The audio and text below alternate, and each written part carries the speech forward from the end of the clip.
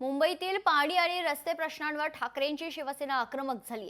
पाणी प्रश्नावर आणि रस्त्यांच्या निकृष्ट कामाविरोधात धडक मोर्चा काढण्यात आला. येत्या 2 दिवसात प्रत्येक विभागातून मोर्चा काढणार असल्याची माहिती समोर येते.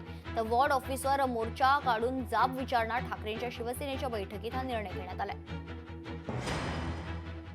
15 जून पर्यंत कुठलाही टँकर चालकाला कुठलाही अडथळा येणार नाही आणि जे टँकरच्या माध्यमातून जे काही पाणी पुरवठा काही भागात होतोय तो बंद होणार नाही. रस्त्याचं कॉन्क्रीट खड्डे का इतके वर्ष खड्डे ठेवले?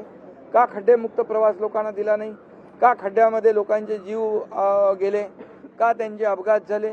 का दरवेळेला त्या खड्ड्यामधून तुम्ही दुरुस्तीच्या नावाखाली काळ्याचं पांढरं पांढऱ्याचं काळं केलं? का कॉन्क्रीटचे रस्ते तुम्ही 15 वर्षापूर्वी केले नाही? का 3000 कोटी रुपये तुम्ही दुरुस्तीमध्ये टाकले? मोर्चा कोणी काढायचा? अरे 15-20 वर्ष तुम्हीच होते ना, 15-20 वर्ष तुम्हीच होते. आम्ही तर आमच्या काळात रस्ते धुतले जे ब्रिटिश काळात धुवायचे. आम्ही तर रस्ते धुतले, स्वच्छ केले प्रदूषण कमी करण्याच्या दृष्टीने. तुम्ही तर 15-20 वर्ष तिजोरीच धुतली.